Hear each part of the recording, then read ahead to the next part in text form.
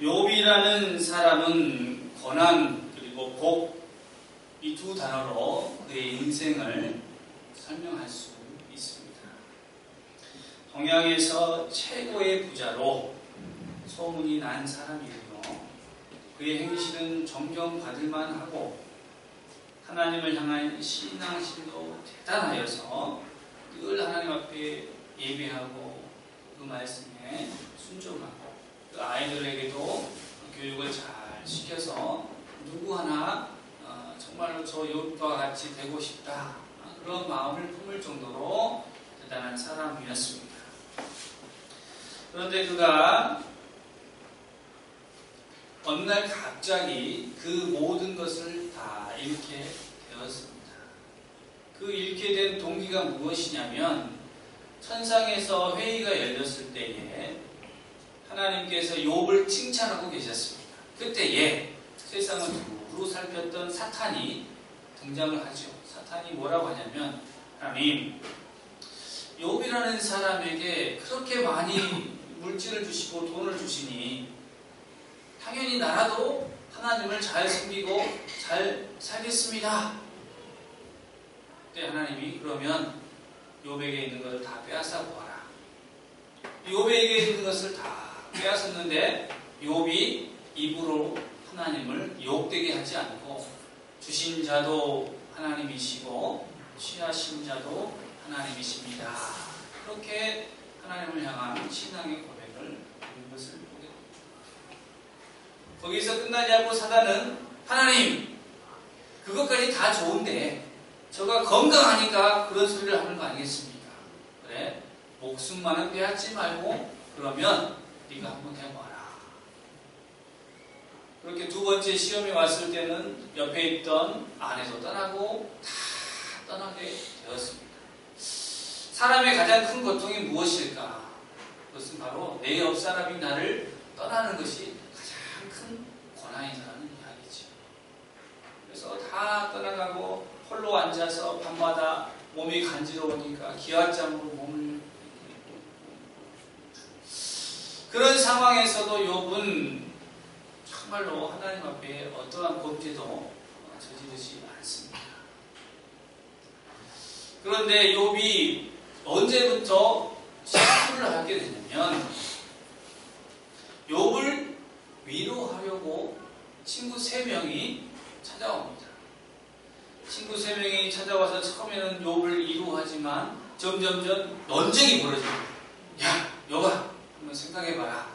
네가 분명히 하나님 앞에 죄를 지었으니 이와 같은 벌을 받는 것이 아니냐. 빨리 죄를 회개하고 하나님 앞에 엎드리면 다시 복을 주실 거야. 친구들이 그렇게 주장하는 거죠. 욥은 아니다. 나는 하나님 앞에 정말 흠이 없는 사람이고 죄를 범하지 아니하였다. 그렇게 옥신각신하는 가운데에 욥이 하나님을 향해서 그런 얘기예요. 하나님, 왜 침묵하고 계십니까? 내가 이렇게 힘든데 내가 무슨 죄를 지었습니까? 하나님, 내가 하나님을 만나면 꼭 물어보고 싶습니다. 하나님, 왜 이렇게 더디게 나의 이 아픔을 그냥 보고만 계십니까? 라고 하나님 앞에 이렇게 불평한 것을 보게 되죠.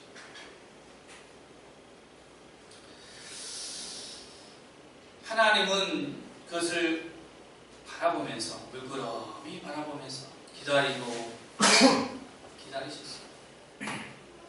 기다리고 또 기다리시다가 오늘 폭풍 가운데에 하나님이 욥과 친구들에게 모습을 나타내십니다.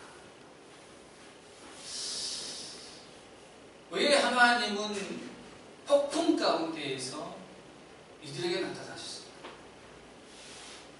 이슬비도 아니고 소나비도 아니고 폭풍 가운데에서 하나님이 그들에게 나타나신 것입니다.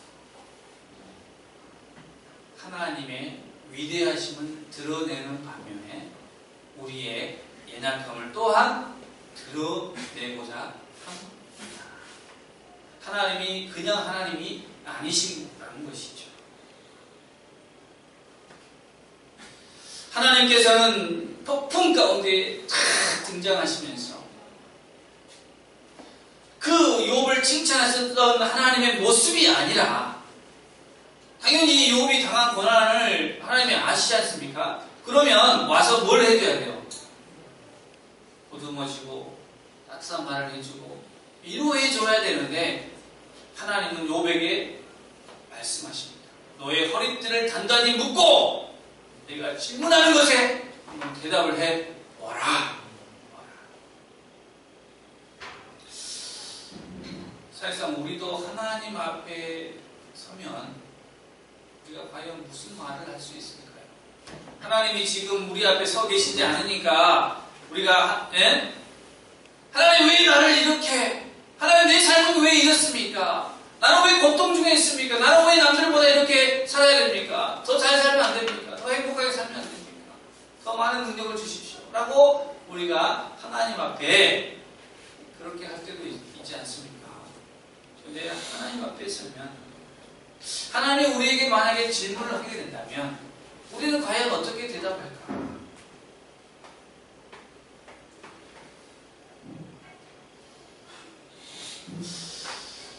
우리가 함께 살아가는 우리 사람들 중에 여러분이 알고 있는 사람들 중에 능력이 대단한 사람은 누구입니까? 누가 가장 대단한 능력을 가졌었습니까? 누가 가장 많은 돈을 가졌었습니까? 여러분이 아는 사람들 중에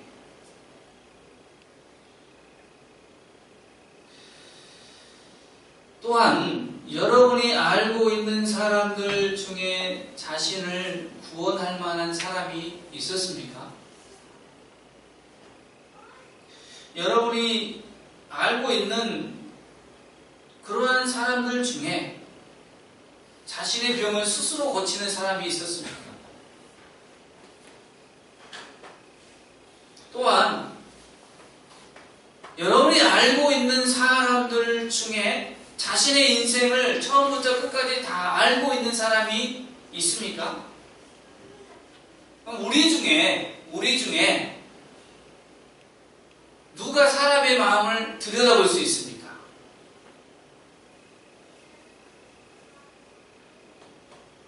여러분은 아까 기도에 등장했지만 이 남한과 북한이 언제 통일될지 알고 계십니까? 여러분 내일 무슨 일이 일어날지 여러분 알고 계십니까?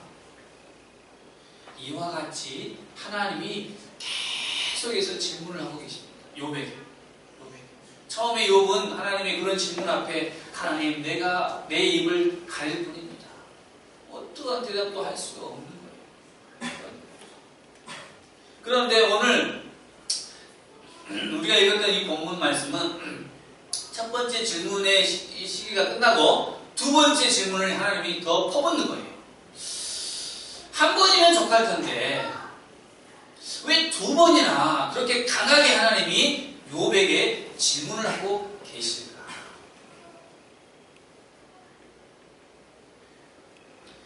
아까도 말했지만 욥은 하나님을 만나기 전에 하나님을 만나면 나의 의를 드러내서 하나님 나는 의로운 사람인데 왜 나에게 고난을 주셨습니까? 라고 물어보겠다고 그렇게 얘기했던 사람 아니겠습니까? 그런데 하나님은 그 모습을 하나님 꾸짖고 계십니다. 네가 하찮은 인간이 해가지고 너 스스로 의롭다 하느냐? 너 스스로 의롭다 하느냐?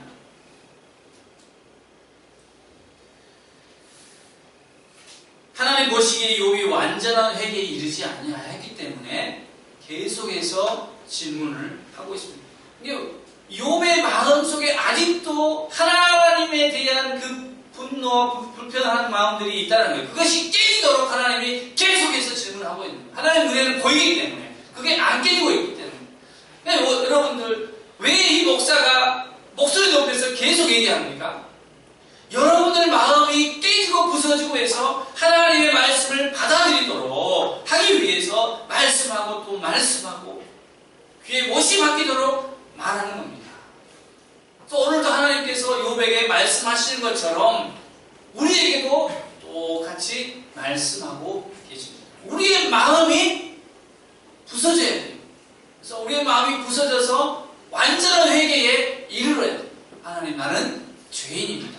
내가 어찌 의로울 수가 있겠습니까? 나같이 무능한 사람, 죄가 많은 사람, 내가 어찌 하나님 앞에 설 수 있겠습니까? 라는 그러한 심정이 되어야 하나님은 질문을 멈추시고 하나님이 하신 말씀을 하고 계십니다.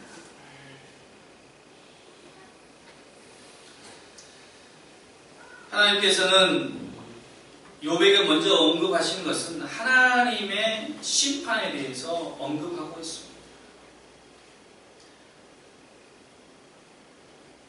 내가 내 공의를 부인하려느냐, 내 의를 세우려고 나를 악하다 하겠느냐. 그러니까 욥은 어떠한 주장을 펼치는 겁니까? 내가 의롭기 때문에 하나님의 그 공의는 악하다는 거예요.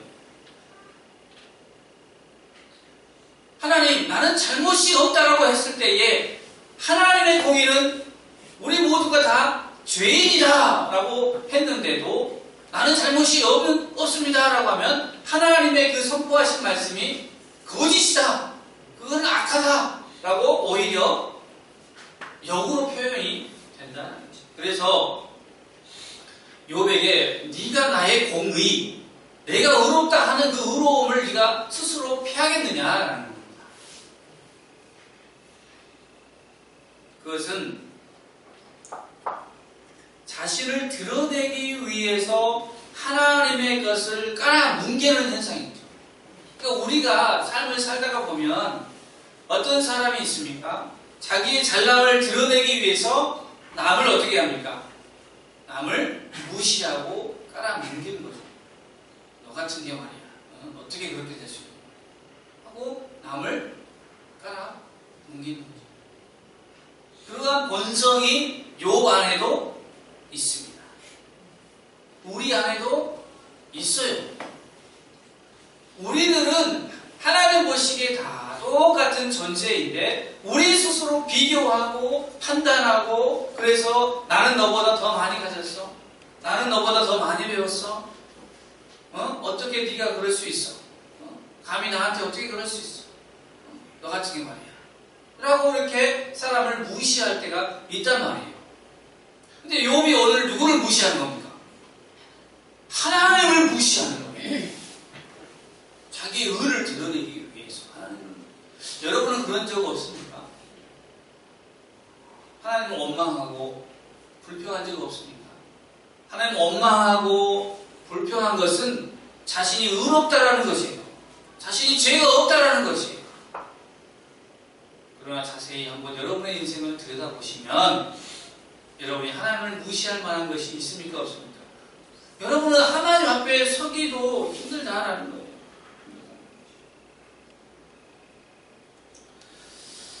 오늘 하나님께서는 우리에게 다시 한번 묻습니다. 9절 말씀에 내가 하나님처럼 능력이 있느냐? 하나님처럼 천둥소리를 낼 수 있느냐? 여러분 하나님처럼 죽은 자를 살릴 수 있습니까? 없지요. 여러분 어때요? 여러분은 시각장애인의 눈을 환하게 밝혀줄 수 있습니까? 그런 분이라면 제발 만나고 싶어요. 제가 좀 안경이 도수가 높아서 불편해요. 내 눈 좀 밝아졌으면 좋겠어요. 있습니까? 이 말 못하는 사람들의 이 혀를 탁 해가지고 말을 잘 할 수 있는 능력을 가진 사람이 있습니까? 있어요? 안타깝네요. 그런 사람이 있으면 참 좋을 텐데. 안타까워. 사랑하는 성도 여러분, 그렇습니다. 하나님이 왜 이러한 질문을 하게 될까? 하나님이 왜 욥에게 이러한 분명히 답은 못할 것을 알면서도 계속해서 그러한 질문들을 우리에게 던져주는 거죠. 여러분 인생을 살면서 힘드시죠? 괴롭지 않습니까? 가끔은 하나님 나라에 빨리 가고 싶지 않습니까? 다 내려놓고 하나님이 부르시면 당장이라도 가고 싶은 마음, 우리들 마음 아니겠습니까? 그런데 곰곰이 아침에 또 이 말씀을 묵상하면서 하나님이 주시는 생각은 뭐냐면, 너희가 이 땅에서 왜 힘들 것 같냐라는 거예요. 왜 고통 중에, 고난 중에 너희들이 있을 것 같냐? 무엇 때문에 그럴까요? 무엇 때문에? 한번 여러분 한번 생각해요. 왜 여러분이 이 세상에 살면서 행복하고, 하나님을 믿으면 행복하고 참 기쁘고 즐거워야 되는데 왜 그럴까? 그건 바로 대부분의 고통이, 잘 들어보세요, 소유욕에서, 소유, 뭔가를 소유하겠다, 그 마음에서 고통이 온다라는 거예요. 하나님은 이 세상의 것들을 다 하나님의 것으로 아무도 소유하지 못하도록 하셨습니다. 소유할 수 없는 거예요, 이 세상을, 사람이. 그런데 우리는 뭐합니까? 더 많이 가지려고 하잖아요. 그죠? 가지려고 하는데, 뭐 물질은 둘째 치고라도 내 건강도 내가 소유하려고 하고, 내 생명도 내가 소유하려고 합니다. 다른 사람을 내가 소유하려고 하고, 다른 사람이 가지고 있는 것조차도 내가 소유하려고 하는 것이죠. 그런 소유. 그런데 이 세상에 이 소유욕이 없는 사람이 한 명도 없다라는 얘기죠. 그래서 고난이 오고 고통이 오고 힘이 든 것입니다. 여러분, 건강을 잃어보세요. 빼앗겼습니까? 소유하고 있습니까? 빼앗겼기 때문에 힘든 거예요, 건강을. 여러분 가지고 있는 재산을 잃어버렸어요. 빼앗긴 겁니까? 계속 소유하고 있는 겁니까? 빼앗겼기 때문에 힘든 거라고. 내가 품었던 그 자식을 일찍 보냈어요. 자식을 어땠습니까? 빼앗겼단 말이에요. 그래서 힘든 겁니다. 힘든 겁니다. 나와 정말 친한 친구가 있어서 얘는 평생 나를 떠나지 않을 것 같았지만 나를 배반하고 떠났을 때 어때요? 힘들죠? 그 친구를 내가 빼앗겠다는 마음 때문에. 그래서 우리는 오늘 주신 것에 감사하고, 오늘 하루를 살 수 있는 것에 하나님 앞에 감사하는 것이죠. 내일 일을 우리가 모른다고 했는데 왜 내일 일을 걱정할까요? 왜 내일 일을 걱정할까요? 더 많은 것을 소유하지 못했기 때문에. 오늘 지금 내가 더 많은 것을 가지고 있으면 내일을 내가 걱정하지 않을 건데, 오늘 내가 더 많은 것을 가지지 못했다라고 마음 먹기 때문에 그 욕심이 나를 내일 염려하게 하고 근심하게 하고 내 건강을 근심하게 하고 걱정. 지금 여러분 한번 팔을 한번 쫙 올려보세요. 만세 한번 해보세요. 만세. 만세. 네, 만세 한번 해보세요. 자, 팔을 다 올리잖아요. 얼마나 건강해요? 건강하십니까? 네, 저는 예전에 이게 팔을 잘 안 올라왔어요. 근데 요즘에는 잘 올라가. 얼마 감사한지 몰라요. 어? 감사한지 몰라. 여러분, 주보에 있는 이 시를 한번 읽어보시면, 한번 읽어보셨어요? 주보에 나온 거? 모두 다 너희들의 것이다. 하나님이 다 줘. 그게 소유가 아니에요. 그냥 여기서 누리라라는 겁니다. 욥이 가지고 있던 그 수많은 재산들 있잖아요. 그거를 가지고 욥이 못 누리고 살았으면 힘들었을 텐데 잘 누렸다는 말이에요. 여러분은 지금 가지고 있는 건강을 잘 누리고 삽니까? 그 건강을 잘 누리세요. 없는 거 보지 말고 있는 것으로 잘 누리란 말이에요. 여러분 삶의 주변에 가지고 있는 것으로 누리며 살아가는 거예요. 그래야 고통이 줄어들어요. 그래야 고난이 줄어듭니다.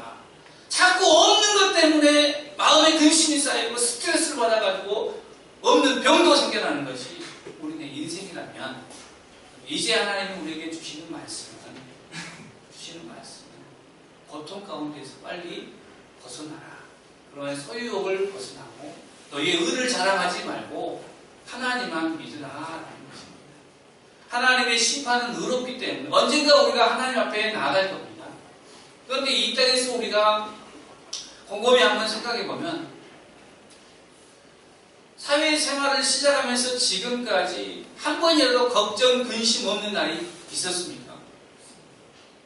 하나님을 믿는 우리에게 필요한 것은 하나님을 믿고 근심, 걱정을 내려놓으시고 지금 있는 것을 누리시기 바랍니다. 내 옆에 있는 친구들과 함께 즐거워하며 가족들과 함께 행복하게 살고요. 오늘 주어진 그 음식에 감사하고 내게 주어진 그 의복에도 감사하고 오늘 주어진 것에 감사하면 내일은 더 감사할 일이 넘쳐나는 것입니다.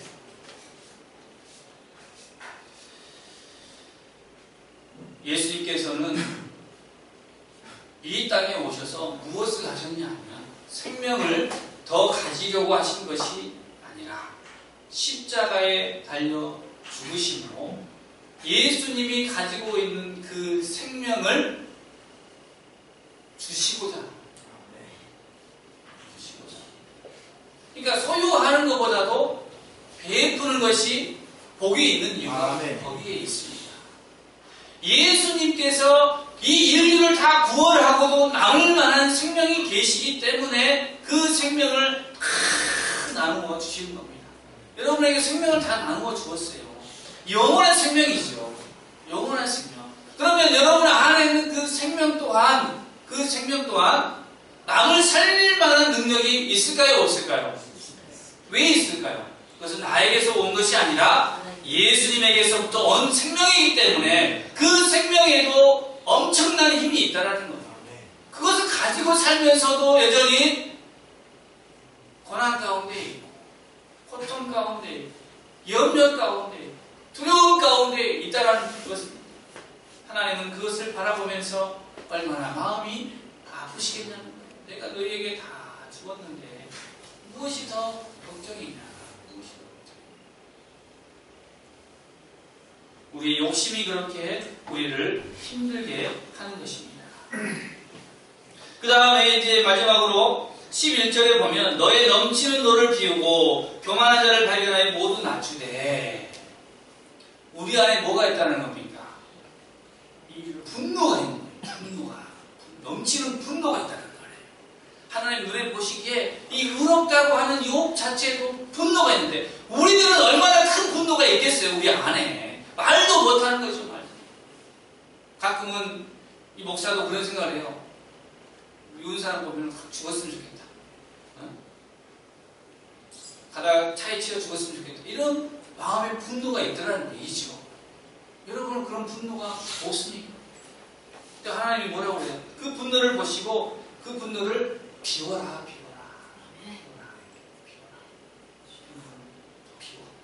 그러니까 우리가 화가 날 때마다 그 화를 비워내야 돼요.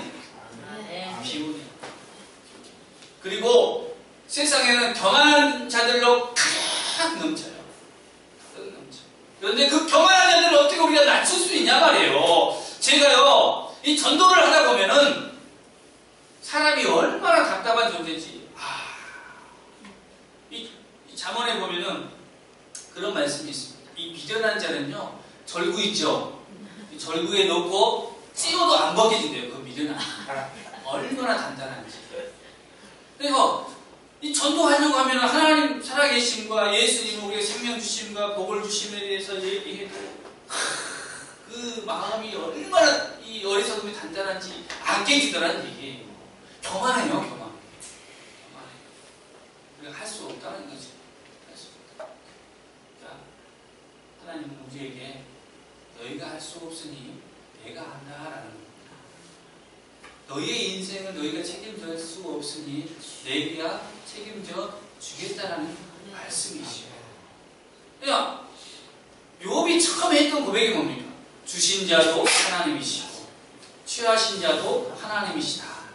여러분이 이 세상에 살고 있는 모든 것들을요, 내가 취했다, 내 능력으로 했다라고 하면 교만한 거예요.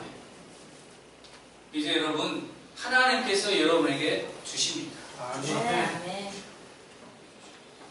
여러분 우리는 다 그릇입니다. 그릇. 질그릇이고 은그릇이고 금그릇일 수도 있어요. 그릇이잖아요. 그런데 그릇에 물이 딱 담겨져 있어요. 비우지 않으면 채울 수가 없다. 그래서 아까 말했던 이 흐름 무슨 소리입니까? 소유욕이 아니라 흘려보내는 거. 예수님이 생명을 흘려보냈잖아요. 우리도 우리의 그릇에서 생명을 흘려보내려면 어떻게 해야 될까? 여러분, 저는 시골에 살아서 그런 걸 잘 알아요. 시골에 시냇물이 졸졸졸졸 흐르는데 그릇을 딱 던져놓으면 그릇에 물이 어떻게 돼요? 가득 차지요. 그런데 그 그릇에 있는 물이 고여있는 물일까요? 흐르는 물일까요? 분명히 가득 채워져 있는데도 그 물은 계속 흘러서 새로운 것이 계속 채워지다는 얘기예요. 이게 우리에게 주신 복음의 진리입니다. 세상은 우리가 끊을 수 없도록 고여있는 물을 만들어요. 하지만 우리 하나님은 우리 하나님의 그 생명의 강에 우리의 그릇을 던져 넣으면 계속 새롭게 되는 거예요. 흘러 넘쳐서 계속 새롭습니다. 계속. 그렇기 때문에 하나님은 우리가 하나님의 안에 있기만 하면 새 사람이 되고 새롭게 되고 또 내일이 또 새롭습니다. 매일매일이 새로워져요. 그 믿음을 가지시기를 바랍니다. 아멘. 교만한 자를 꺾으시는 분은 오직 여호와 한 분 하나님이시더라는 얘기죠. 그게 어디서 나오냐? 이사야 말씀에서 나오는 거예요. 이사야 말씀에서. 이사야 말씀 57장 11절로 21절을 펴시기 바랍니다. 하나님 우리에게 주신 말씀이죠. 오늘 이 질문들 가운데 하나님이 주시는 답이 11절로 21절. 구약성경 1038페이지에 있습니다.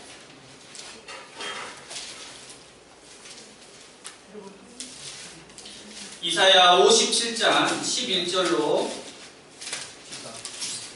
21절을 제가 읽어드릴게요. 잘 들어보세요. 내가 누구를 두려워하며 누구로 말미암아 놀랍기에 거짓을 말하며 나를 생각하지 아니하며 이를 마음에 두지 아니하였느냐. 내가 나를 경외하지 아니함은 내가 오랫동안 잠잠했기 때문이 아니냐. 내 공의를 내가 보이리라. 내가 행한 일이 내게 무익하니라. 내가 부르짖을 때에 내가 모은 우상들에게 너를 구원하게 하라.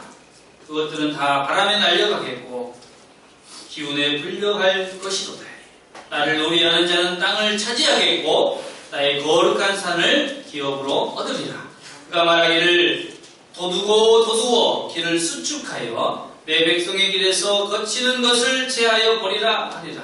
지극히 존귀하며 영원히 거하시며 거룩하다 이름하시는 이가 이와 같이 말씀하시되 내가 높고 거룩한 곳에 있으며 또한 통회하고 마음이 겸손한 자와 함께 있나니 이는 겸손한 자의 영을 소생시키며 통회하는 자의 마음을 소생시키려 함이라.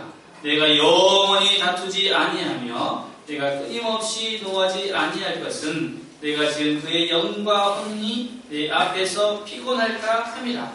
그의 탐심의 죄악으로 말미암아 내가 노하여 그를 쳤으며 또 내 얼굴을 가리고 노하였으나 그가 아직도 해역하여 자기 마음의 길을 걸어가도다. 내가 그의 길을 보았은즉 그를 고쳐줄 것이라. 그를 인도하며 그와 그를 슬퍼하는 자들에게 위로를 다시 얻게 하리라. 입술의 열매를 창조하는 자 여호와가 말하노라. 먼 데에 있는 자에게든지 가까운 데에 있는 자에게든지 평강이 있을지어다. 평강이 있을지어다. 내가 그를 고치리라 하셨느니라. 그러나 악인은 평온함을 얻지 못하고 그 물이 진흙과 더러운 것을 늘 솟구쳐내는 요동하는 바다와 같으니라. 내 하나님의 말씀에 악인에게는 평강이 없다 하셨느니라. 아멘.